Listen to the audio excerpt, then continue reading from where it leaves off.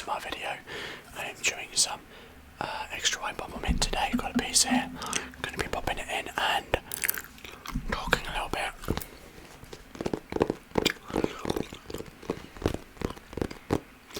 about Curse of Strahd, which is a campaign I've been running.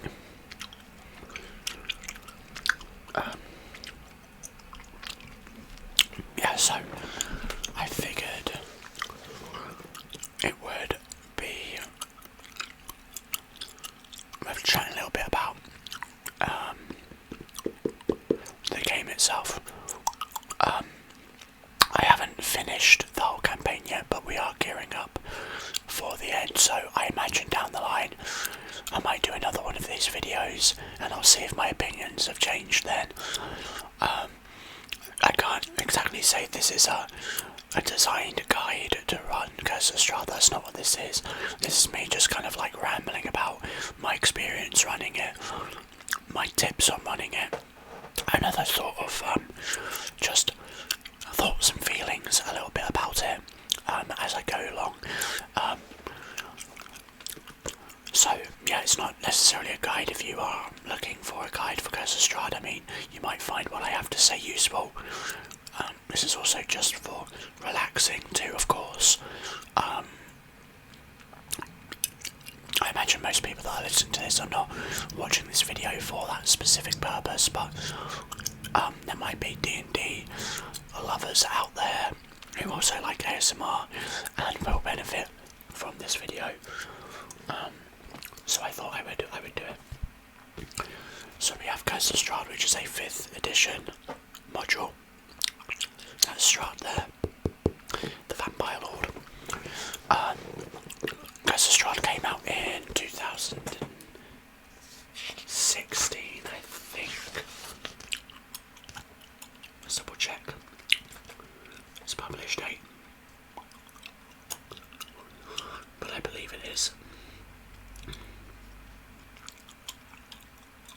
2016, yeah.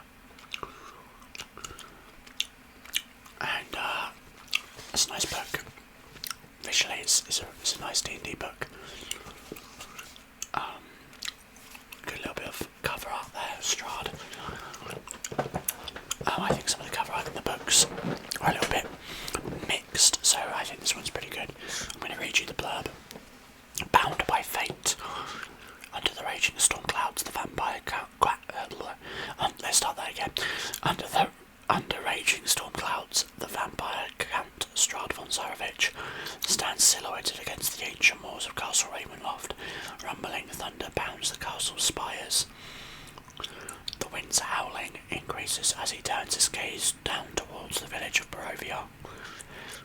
Far below, yet not beyond his keen sight, a party of adventurers has just entered his domain. Strahd's face forms the barest hint of a smile as his dark plan unfolds. He knew they were coming. He knows why they came, all according to his plan. A lightning flash rips through the darkness, but Strahd is gone. Only the howling of the winds fills the midnight air. The master of Castle Ravenloft is having guests for dinner, and you are invited. It is a level 1 to 10 adventure. And then we have a little bit more of the artwork, a little kind of title image, I guess. So yeah, I like the book. I enjoy this book. I think its page art is nice. There's not a massive amount of artwork in this book, but it's good. What is there is good. Maybe I'll do a flick through, but there's another kind of cover bit. Strahd. But we're not here to look at the book, we're here to talk about it. So that's the blurb, that's the book.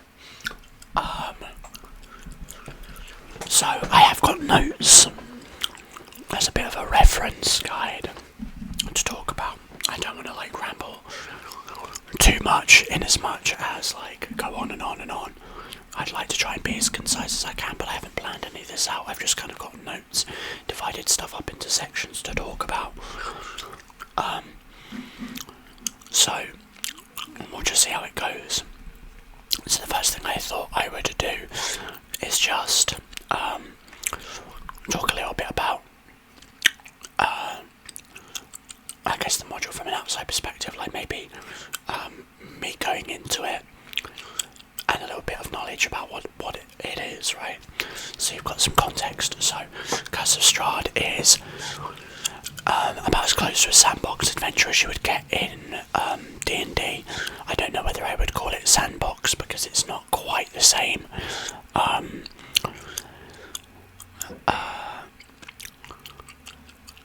Yeah, it's not quite a sandbox because certain areas are like levelled, and there's generally a through line that the game expects the players to take. The ultimate goal is to escape Barovia in whatever manner that comes to manifest. And generally the only way to escape Barovia is to defeat Strahd, whether to force him to let you leave, or whether to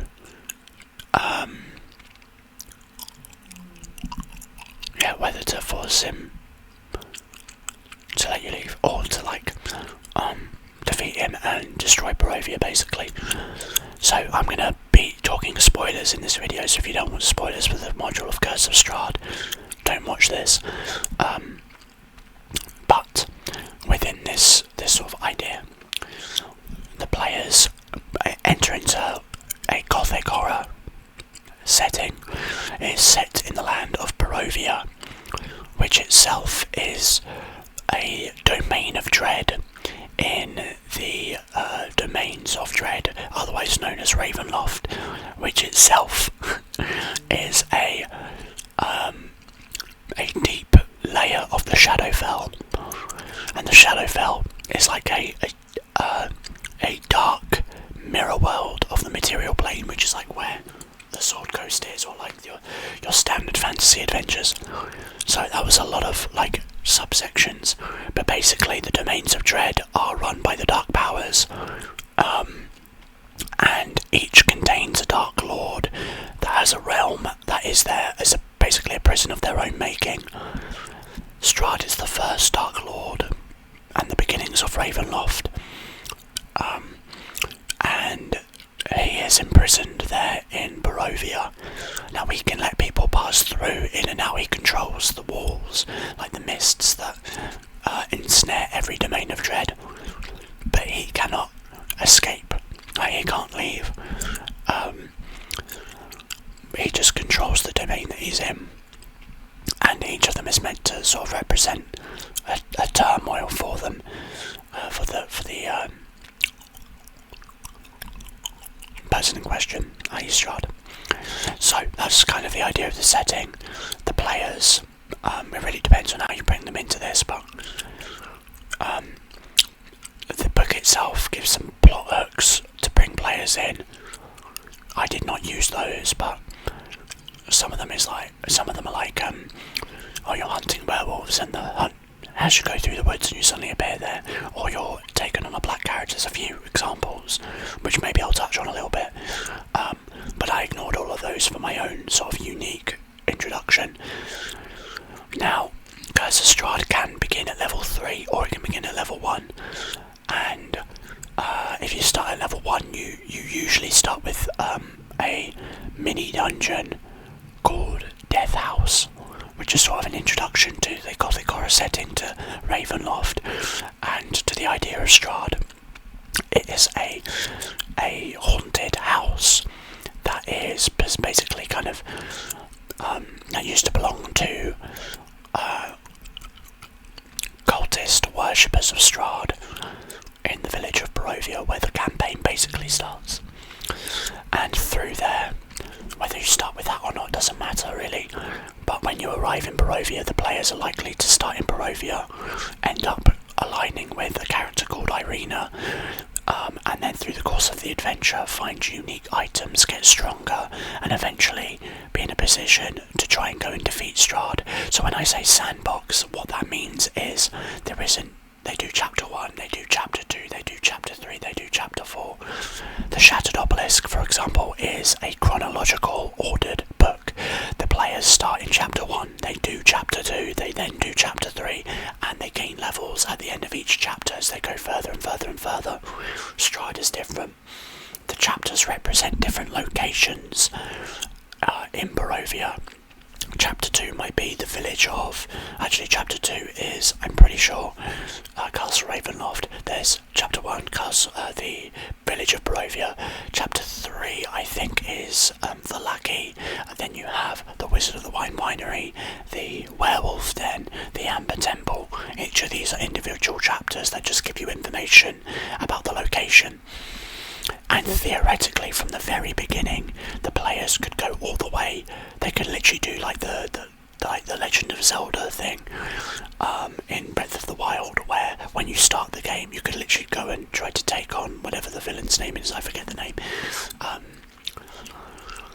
They could go and try and take on Strahd. They could literally walk up to the castle and say, "Hey Strahd, we want to fight," and then Strahd will absolutely decimate them. It would be amusing. He'd probably kill one of them, maybe take another hostage and leave the rest. Which is another thing I will come on to a little bit later on, but to kind of like sew this to a close, this point. Strahd is very much the kind of module that is a little bit like a sandbox, but the reason I say it's not quite a sandbox is because each of those locations is designed for characters of a certain level. So whilst there isn't a thing where they go through individual chapters, it is likely that they will end up going in a very similar order to the chapters in the books, or at the very least an order that is usually taken on. So they probably will do like the leveled areas first, because you as a GM is likely to signpost them to those locations. The other big thing about Strahd is that very early on, the players are very likely to end up getting a tarot card reading, which will determine 5 things. One of which will be an ally that the party can get. The second will be where in Castle Ravenloft, no matter when they go, they will find Strahd there. And the other 3 are artifacts that the players can use to defeat Strahd, which is the Amulet of Ravenkind or something like that. The Sun Sword, I forget the specific name of the Ravenkind thing. And then the last one is the Tome of Strahd, I think it's called, which basically gives a bunch of backstory so that they can understand Strahd a little bit more.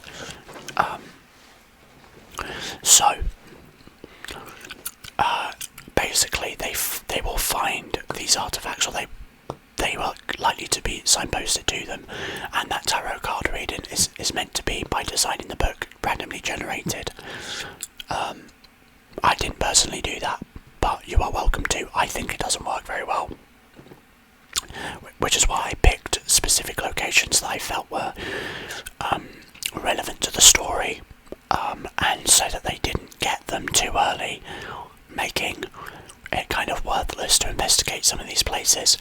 So in short, the campaign is somewhere between a narrative and a sandbox. At the end of the day, they make the story up themselves. The book is just a series of locations. Exactly how it plays out, who knows? They might not get to level 10. They might face off Strahd much earlier on, and that's plausible. They are allowed to, depending on how things go. So for example, if you finish the module without them doing the Amber Temple, you haven't ruined the game. That's just how the story went, and that's okay, and that's by design. Whereas if you did Shattered Obelisk and skipped out one whole chapter, you're going to screw yourself over. So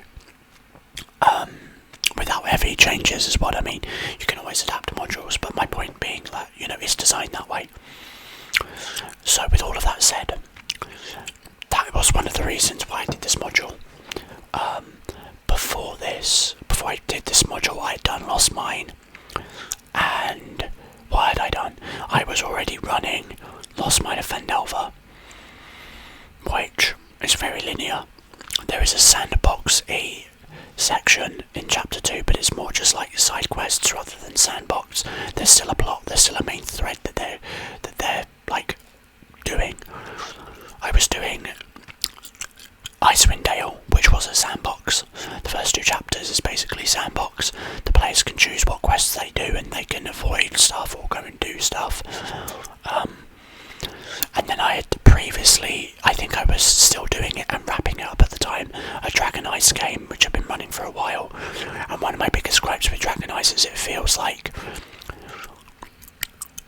it didn't do what I wanted it to do, and I'd played that as a player beforehand and didn't realise the sort of limitations of that module. So I wanted to do Strahd because I wanted to run a horror game because I enjoy horror. I'd actually already been running it for some friends and had been loving running it, and I do like Strahd. Strahd is a really fun game. I really enjoy running Curse of Strahd. I think that probably gives you an indication of where I'm going with this video. But yeah, I really do enjoy Curse of Strahd. So I ran it because I wanted to do a horror-based campaign. I wanted to do something where I would be allowed to be a bit more dramatic. I wanted to do something where the players really felt like they were deciding their own story, and I wanted to do something with sandbox adjacent elements, but without like the aimlessness of it, because sandbox can quickly become like, okay, but why are we doing this? Why are we doing all these little quests? What does it matter? What is it for? And Strahd benefits from like being in the middle of all of those things. It's what you might call like a nodule-based sandbox. You have locations, you know what's going to happen there, and they can pick and choose where they go for whatever reason and avoid places. Now I expected it to run really smoothly with that. Initially, my first thoughts were, they'll come into Barovia, they'll get the tarot card, like they'll do the initial mission, which is to, they'll do Death House. They'll meet Irina and agree to take her to Villainy, which is like the first quest. Take Irina to Villainy, and then along the way they meet the Vistani and they can have this tarot card reading so that they can learn the locations. From there, they'll arrive at Villainy, they might do a quest in there, then be given the quest of the winery, and then at that point they'll have figured out there are locations to do with these items. They'll have been given like a number of quests that take them around across the area of Barovia, and they're going to be basically in control of their destiny and really enjoy it, and it will go really smoothly. And that is not what happened. Now, I don't know if it's just kind of it was the disposition of the group, if it, like, how much of it was my fault, and I think I didn't weight the tarot card reading enough, and I think it got a little bit lost. I don't think the players engaged with it very much, and that is one criticism without the tarot card reading. So if you even if you miss it, you've kind of screwed yourself over, because the players have no reason to go to the Amber Temple or to go to Arkenbost. They literally have no reason to go to these locations unless they know that there is an object there for them. And so the tarot card reading is meant to be like a hint at a location that they then research, and they never did. They dropped it the moment they left there. They got to Villainy, and then a lot of the pacing that had been built up, like there were a lot of issues where there were initial characters. Like, I've gone through a lot of players in this campaign. Two of them, one of them left very early on due to a schedule change. Another just did not vibe with the group, and I've talked on this channel before about this player who would constantly roll before being asked, and metagaming because they knew the module, so they got removed. Because I wanted it to be a big reveal that Strahd was a vampire, and there was some stuff going on about Strahd, and this character just goes like, oh yeah, he's a vampire, everyone knows that. And I was like, my vein was throbbing in my head, like, you just ruined the plot thread for everyone. Because there were players that apparently didn't know, they just thought it was like a horror game, they didn't realise it was a vampire, so it sucked. That really annoyed me. But besides them, there were other issues with existing characters and other ones that joined, and the party weren't gelling as well as I'd hoped for, unfortunately, but it just ended up that way, sadly. So there was that happened. And then when they got to Villainy, because they didn't care about the cards, there was not really any sense of direction, save for the fact they'd heard a rumour of the Wizard of the Winery not delivering wine anywhere, and when they got to the Blue Water Inn they found the same thing, and they took on that quest and agreed to do it. I shouldn't mention at this point, I was also using stuff from the Strahd Reloaded Reddit, which I have a love-hate relationship with. Some of it's really good, some of it just makes it really convoluted and complicated, and there are sometimes I wish I didn't include elements of it. But sometimes it was really good. For example, breaking down different regions of Barovia into different areas. There was the Villainy Valley and the Wolf Run and the bogs of Perez and stuff, and it was different biomes within Barovia that had different random encounters, and I thought that was good. There was a whole thing to do with Thanes and Strahd getting extra abilities that I initially went towards but then scrapped.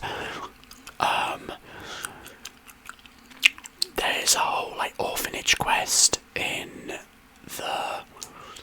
Villainy, which I was so kind of half and half about, because I don't know, I feel doing, especially with strangers, anything to do with putting children in danger, visibly, right? If they're part of a civilization, a city is in danger, then it's a little bit different. But being this one child has been kidnapped, or this one child is bedridden and dying, I don't know, I felt a bit uncomfortable doing that with strangers, so I kind of reeled back from that a little bit. There was also an issue with the alignment of the party, wherein they just were butting heads all the time. They ended up in Barovia, I gave them the idea of coming in as it being purgatory, where they're not dead, but they've been brought to Barovia because they've done something in their life that they need to kind of find redemption for, and this is their opportunity. Some of them delved deeper into the darkness, others didn't, and so there was a moment where a player murdered a character, murdered an NPC in Villainy. No one else knew about it. It was impossible for anyone else in the town to know, and it ended up getting covered up. But I was just I don't know, it was one of those moments where I was I didn't expect it so much that I wasn't prepared for it, and I think that was difficult. I'm trying to think what else here. In short, there were just a bunch of issues that meant that the pacing fell down. So getting back to my original point about the story and the pacing, I originally got to Villainy, they had one thing they wanted to do, they went into the winery.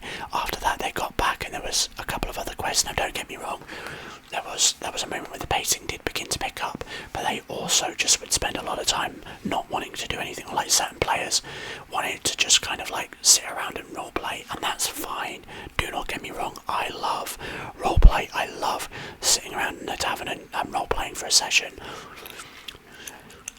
but it wasn't that necessarily. There was really, really goofy stuff that felt I don't know, it felt out of the realm of the tone of the campaign, and it didn't work at the time, and it just kind of bogged things down, and it didn't work very well.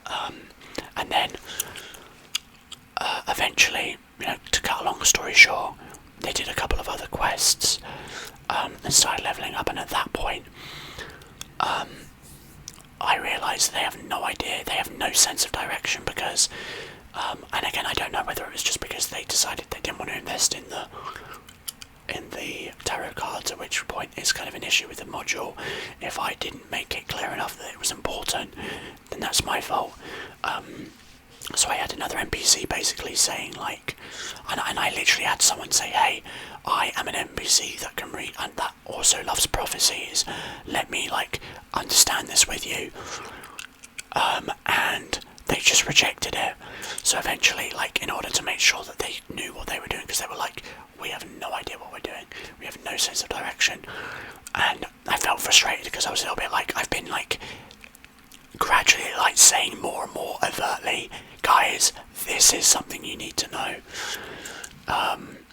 So to cut long story short, in that end, one of the NPCs basically came back and had this meeting. Irina had this meeting with this NPC and basically laid out, like, based on the prophecies that we got, this is what I think. Like, I've been talking with the Martikovs, which is like the family of the family that own the inn in Villainy, and they which is a town, by the way, and they're like a spy network, and so they basically ended up getting the idea of what they were doing, and so suddenly there's been like a really big burst of energy towards the end, towards the sort of end game, which is where we're at now. They've done a bunch of stuff, and then we had some issues with other players where they were, I don't know, they were complaining about, there was a lot of issues, but I'm not going to get into that, complaining about elements of the game, which I've talked about in other videos, and it's kind of inconsequential to this this ramble, I guess. 30 minutes in and I've given no tips. Oh god. So that was my early experience. I felt like the players did struggle to gel together. I think that might have been the core issue. I would love to know what it would be like running it again with a different group with a different sense of directives, which kind of comes to a position of like, what would I do next if I had to redo it? And my first thing I would do would be like, no evil characters. I would probably get rid of the purgatory element. I would probably start with maybe one of the hooks in the book and see where that takes us, to give them more purpose to be in Barovia. I would think about that a lot more. I would make sure that the tarot card reading is very clear and that there's a clear backup. I would want them to get all of these different locations near enough as soon as they get to Villainy. Like when they get to Villainy, I want them to learn what the tarot card readings mean. I want them to pick up on a number of these quests, these missing children from the orphanage, and other such things. I'd want to like signpost some of these things because there's a couple of quests that happen in Villainy, but I would want them to be coming back and forth. So I would almost make it that they have a little bit more of a base of operations in Villainy, which requires them to like deal with stuff in Villainy as well. So I think what I would do is I wouldn't like channel it into a story, but I would focus a little bit more on like understanding really what I want them to get up to next, and figuring out how to keep the pace going. I would want them to go to Ravenloft much earlier. That happened much later than I wanted it to. I'd want them to go a couple of times, if I'm honest, exploring some of the different levels before they eventually go and face off against Strahd. I would like them to just get a bit of experience doing that.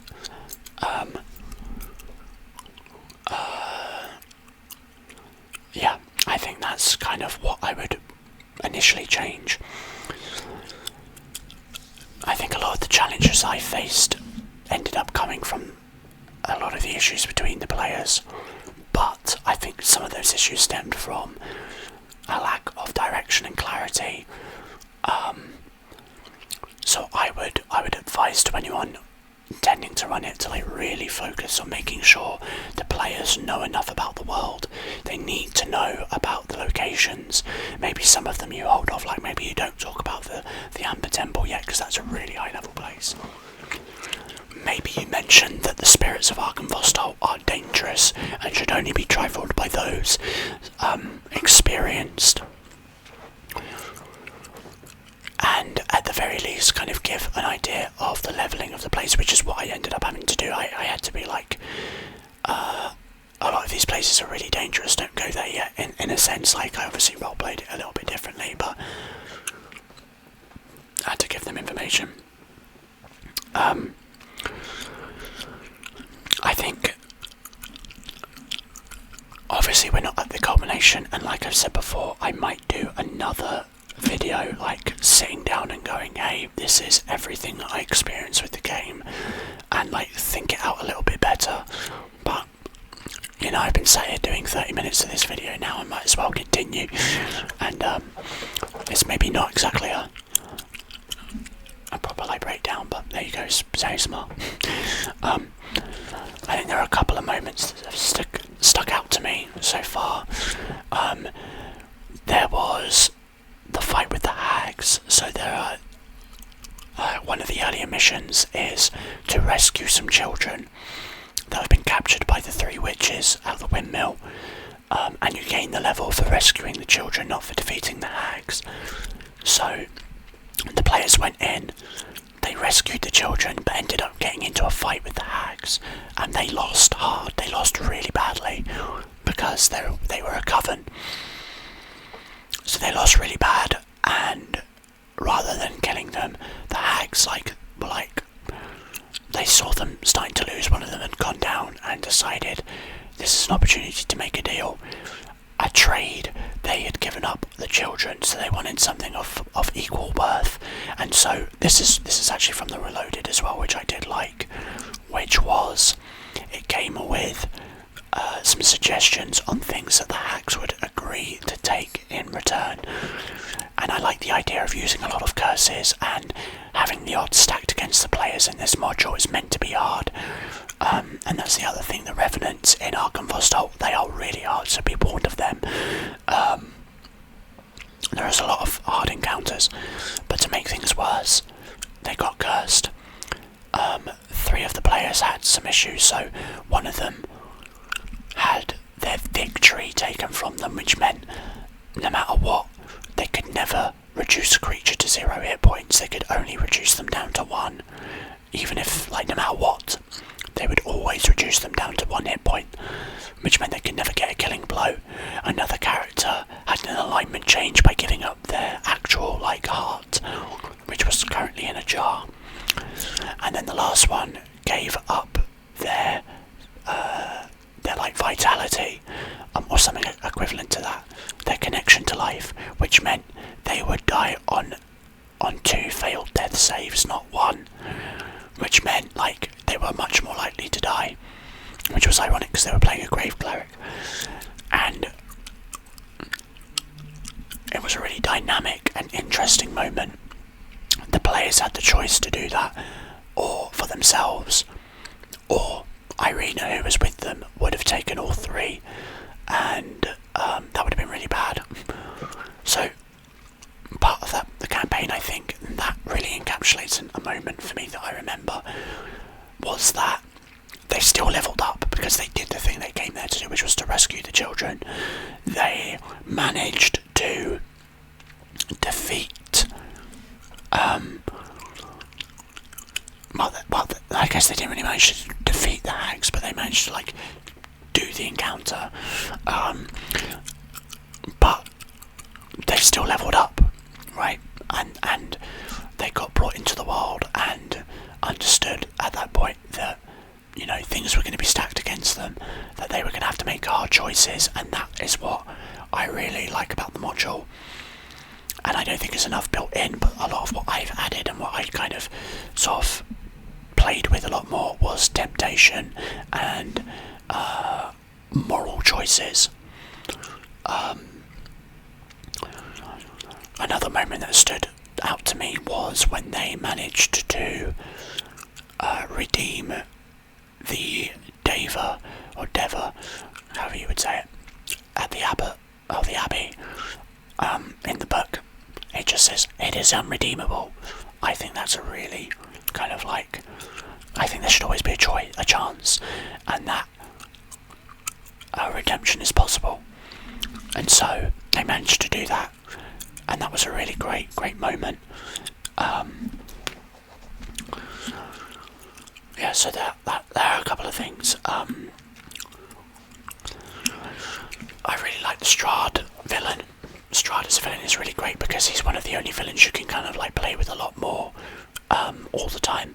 So he can just show up. Like, he'll just show up and be like, "What's good? I'm here." And he has done that before. He showed up a number of times, spoke to the party, as did some of his consorts.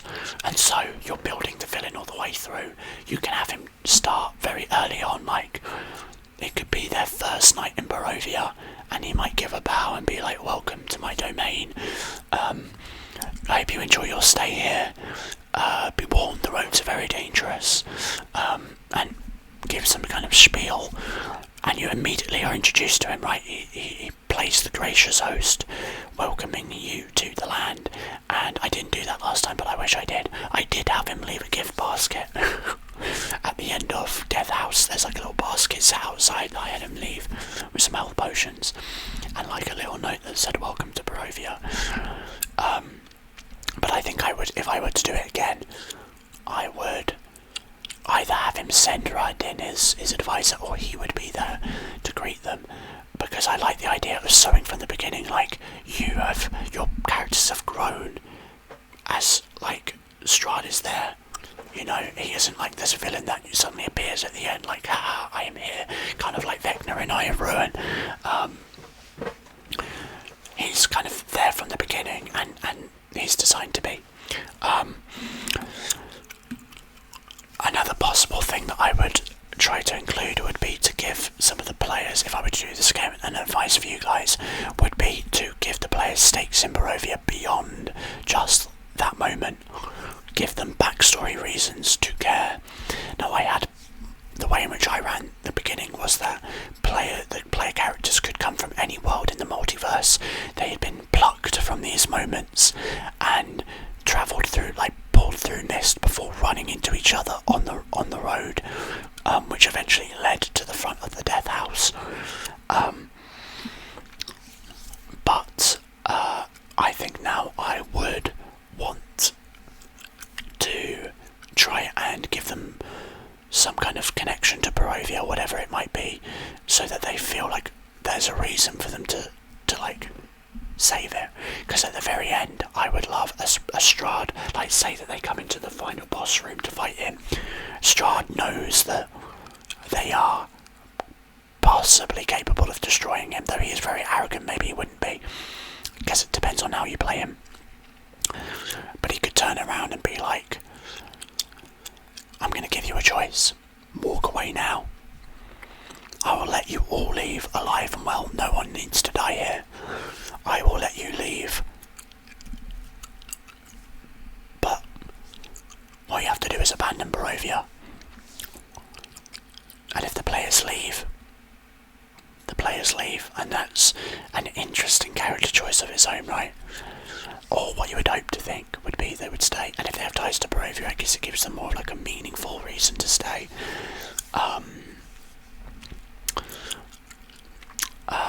What did I say? I kind of mentioned about him not just being a boss fight.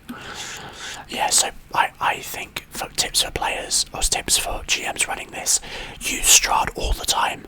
Like, maybe not overly too much, but certainly at the end of the chapter he could show up after they complete something. After they arrive, make his presence known, reach into the characters' minds, into their dreams, have him be a presence that is omnipresent in their campaign. Never let them forget that they live in Strahd's domain, or that they are in Strahd's domain. I would say, like, my other tip would be like be prepared for it to go off the rails. Like the thing is, like that's possible with any campaign, but one where it's obvious, like go here, do the dungeon, move to the next dungeon, move to the next dungeon. It's very easy to keep it on the rails, but here, especially when it's open, especially when they get to Vallaki, it can be a little bit of like, okay, what's going on here? So I would suggest, like, again, making sure you give them all the information that they need, and as a GM, say to them, like, there are things here that are important to learn about. Please engage with that. Yeah, you want to manage the pace carefully. Don't let it slide, because it is very easy to let it fall apart. Yeah, I've already kind of mentioned about a mistake that I made there, or like something that I would warn you guys to be careful of if you were running it. Preparing for Strahd. Let me just turn this mic up real quick. It's a bit of a long video, this one. Preparing for running Curse of Strahd. So if you want to run Curse of Strahd, you need to you need to do safety tools. Right, you're doing horror. You need to do safety tools. They're very important. If you don't agree with them, then you know it's just a bit silly. You don't know what other people have experienced in life, and if someone, I had something there. You don't know what other people have experienced in life. Some people might have, lost a child. Especially if you're playing with strangers, you don't know. Might have lost a child recently, and if you start doing something about dead children, you need to know. So you need things like lines and veils are very important. Knowing people's comfort level with certain topics and themes, very important. So I would say that. Make sure to prepare your players through that as well, and get that information and look through the module and determine which stuff needs to be changed based on that. Obviously, if they don't like scary things, like just in general, like they don't like anything that builds tension or like being scared for their character's life, they shouldn't play this module. Like there are some times where you go like, there's nothing I can do about it, this is in the module, I don't think this is for you, and that is fine. But people do need to understand the both sides of the spectrum there. Like if you can adapt something, you might as well. And if you can't, if it's baked into the module, like if you have a fear of vampires, I don't really know how you're going to play Curse of Strahd. So that's a tip. Read through the Strahd Reloaded on Reddit. That's really good. Some of it is a bit superfluous. It's a bit much, especially for a new GM, but it's definitely worth it. Do I recommend Strahd to new GMs in general? I don't know. I think it benefits from someone who's more experienced with the game because of A, how the storytelling plays out, B, how difficult the encounters are, and sometimes you might need to like adjust and understand how to adjust, and C, because of like the themes of it and having experience with that sort of side of storytelling and adapting modules generally is more beneficial. I wouldn't say I don't recommend it, but Strahd is a very different type of module to basically every single other D&D module out there. The rest of them are very like fantasy, whereas this is fantasy horror. Like this is something different. I would also recommend getting the Ravenloft book. If I can get it out here, can I get it out? I can. It is this one here, Van Richten's Guide to Ravenloft. Really good book. And there's a section in this about preparing for horror and stuff. I cannot recommend this book enough. I love this book. It's really good about preparing yourself for running horror, understanding themes, and getting a little bit in the know of it. There's also like great haunting stuff in there too, and some options, some character options that your players might want to use for playing in Strahd. So I recommend looking into that. I might not go back in. There we go. So that is that. Do I have anything else I want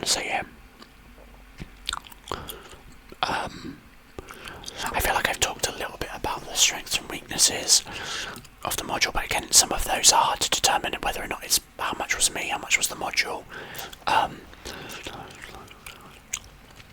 I think there are gaps in the book, and the Reloaded give some additions to that. I think you need to kind of determine how much of the additional content you want to use.